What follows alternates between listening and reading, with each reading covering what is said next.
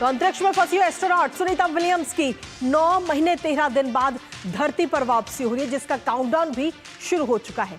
दरअसल सुनीता विलियम्स सिर्फ 8 दिनों के लिए स्पेस में गई थी, लेकिन उसके बाद वहां पर वो फंस गई।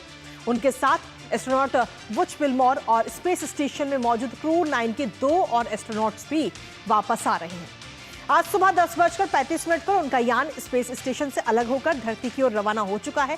साथ ही आपको यह भी बता दें कि अंतरिक्ष से धरती का सफर लगभग 17 घंटे का होगा।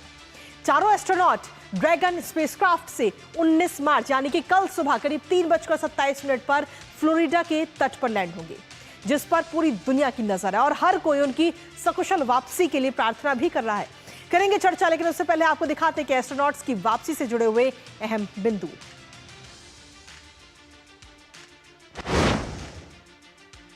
तो वापसी का जो काउंटडाउन है वो शुरू हो चुका है। 9 महीने बाद धरती पर लौटेंगे सुनीता विलियम्स और उनके साथी भी इस दौरान वापस लौट रहे हैं। स्पेस एक्स में कि क्रू ड्रैगन से अंतरिक्ष यात्रियों की ये लैंडिंग होगी। कल सुबह 3:27 का वो समय दिया गया है।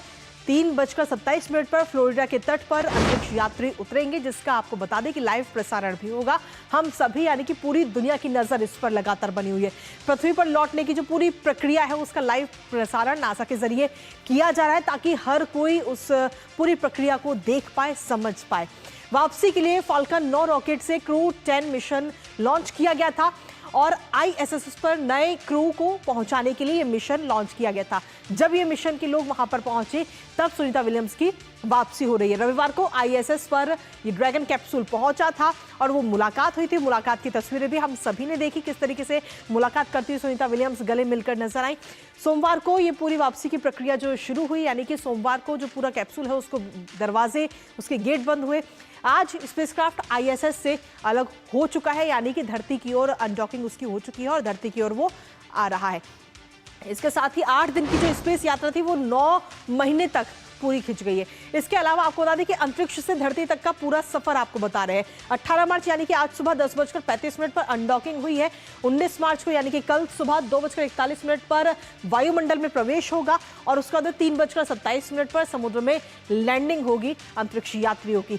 तो ये पूरा जो सफर है वो इस वक्त आपको बताया किस तरीके से 5 स्टेप होंगे। इसके साथ ही आपको अगले बिंदुओं की तरफ भी रुख कर लेते हैं, जहां आपको बता दें कि ये तो धरती का पूरा सफर, अंतरिक्ष से लेकर धरती का सफर। इसके साथ ही 6 स्टेप्स में लौटने की जो पूरी प्रक्रिया है वो आपको बता रहे हैं। पहली वापसी की तैयारी, अंतरिक्ष यात्री सूट पहनते हैं, जो गेट है वो बंद होता है।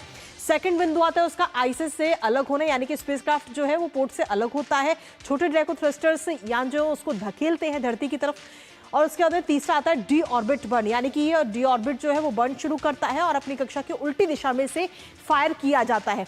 गति कम होती है और उसके बाद में यान धरती के करीब धीरे धीरे पहुंचता है। तो किस तरीके से ये पूरी प्रक्रिया है वो इस वक्त आपको बता रहे हैं। चौथी प्रक्रिया आती है वायुमंडल में प्रवेश, जो कि कल होनी है, यानी कि यान जब उस दौरान 27,000 किलोमीटर प्रति घंटे की रफ्तार से वायुमंडल में प्रवेश करता है धरती की, और गति कम होती है, यान धरती के करीब धीरे धीरे पहुंचता है। वायुमंडल में प्रवेश के बाद में हम देखें तो अगली आती है पैराशूट खुलना और उसका नीचे उतरना। लगभग 18,000 फीट की ऊंचाई पर 2 ड्रॉग पैराशूट खुलते हैं, फिर 6,000 फीट की ऊंचाई पर 4 पैराशूट खोले जाते हैं और यान की स्पीड उस दौरान 24 किलोमीटर प्रति घंटे हो जाती है जब ये धरती की तरफ बढ़ता है।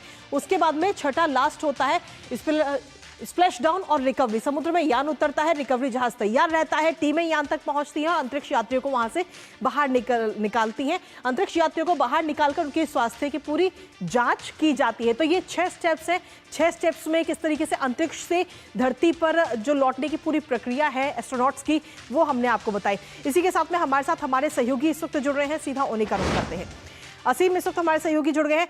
असीम, पूरी दुनिया इस वक्त तैयार है सुनीता विलियम्स जब लौटेंगी और लगातार उनके सकुशल वापसी के लिए प्रार्थनाएं भी की जा रही हैं इस वक्त।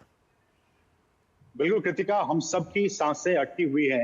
आपने खुद बताया हमारे दर्शकों को कि सिर्फ 8 दिनों के इस मिशन पे सुनीता विलियम्स और बुच विल्मोर स्पेस स्टेशन पे गए थे और 8 दिनों का ये संक्षिप्त छोटी सी यात्रा, सोचिए 272 और उससे भी ज्यादा दिनों का, 9 महीने से भी ज्यादा दिनों तक वो वहां पे रही है। तो आप समझ सकते हैं कितना ये मुश्किल भरा रहा होगा सुनीता विलियम्स के लिए और उनके साथी के लिए। बिल्कुल। आपने बिल्कुल सही बताया, जो प्रोसेस है वो बहुत ही महत्वपूर्ण है। अब जबकि वहां पे जो दोनों स्पेस यात्री थे, स्पेस एस्ट्रोनॉट्स, वो उनकी रवानगी हो चुकी है पृथ्वी की तरफ। 17 घंटे की ये जर्नी है कृतिका। और आपने बिल्कुल सही कहा कि अगले मान कल सुबह लगभग 3:30 बजे, 3:27 तक पहले सुबह पृथ्वी पर वो सकुशल लौटने की उम्मीद की जा सकती है। जी। आपने बिल्कुल सही कहा कि ये जो सारा प्रोसेस है वो बहुत ही महत्वपूर्ण होता है, बिल्कुल। क्योंकि इससे पहले भी हालांकि नहीं कहना चाहिए, लेकिन फिर भी कल्पना चावला का हमारे पास एक एग्जाम्पल है किस तरह से चीजें हुई। तो जो वैज्ञानिक है नासा के, वो बहुत ही बारीकी से नजर बनाए हुए हैं कि कोई भी गलत ना हो, क्योंकि एक से 2 बार इस तरह की गलतियां हो चुकी हैं जी। जो मिशन को भेजने में। लेकिन अब जब वो ड्रैगन कैप्टर Q9 मिशन धरती की तरफ लौट रहा है, तो मैं थोड़ी सी जानकारी दे दूं अपने दर्शकों के लिए कि जो ध्वनि की गति होती है का, उससे 22 गुना ज्यादा स्पीड से ये जो यान है वो पृथ्वी की तरफ लौट रही है। जी। अब सोचिए, हम जब बोलते हैं एक जगह से दूसरी जगह हमारी आवाज जाती है, उससे भी 22 गुना स्पीड, जिसे कि मैक 22 स्पीड कहा जाता है, उस स्पीड से ये धरती की तरफ ये कैप्सूल आ रहा है। एक बात। दूसरी बात कि जब ये कैप्सूल, ये जो Q9 मिशन है, ड्रैगन कैप्सूल जिसे हम कह रहे हैं, ये जब धरती की कक्षा में वायुमंडल में जब ये ऑर्बिट में प्रवेश करेगा, तब इसकी स्पीड कहा जा रहा है कि लगभग 27,359 किलोमीटर प्रति घंटे की स्पीड से ये नीचे की तरफ आ रहा है। सोचिए, 27,359 किलोमीटर प्रति घंटे की रफ्तार से नीचे की तरफ आ रहा है। ठीक है। इसलिए नासा ने क्या किया है, इस Q9 मिशन में, इस मॉड्यूल में तो जो है वो ऐसे चीजें लगाई हैं जो उसको स्पीड को कम कर देगा और उसको गिराकर 32 किलोमीटर प्रति घंटे की तरफ जाएगा। ठीक है। जब इसकी रफ्तार बहुत कम हो जाएगी, तब इसे संबोधित बताया जाएगा और फिर आगे का किया जाएगा। जी, चलिए, बहुत बहुत शुक्रिया असीम, तमाम जानकारी और अपडेट्स हमारे साथ साझा करने के लिए। यानी कि कुल मिलाकर कल सुबह 3:30 बजे का वो समय होगा जब सुनीता विलियम्स धरती पर लैंड करेंगी और हम सभी की नज़र इस पर है। हालांकि इसी के साथ ही इस पूरी प्रक्रिया का लाइव प्रसारण भी नासा के जरिए किया जा रहा है, तो पूरी दुनिया की नज़र इस पर लगातार बनी हुई है। खबर इस पर नजर हमारी लगातार इस खबर पर बनी रहेगी, लेकिन इसी बीच वक्त एक छोटी सी ब्रेक का है। आप बने रहिए हमारे साथ।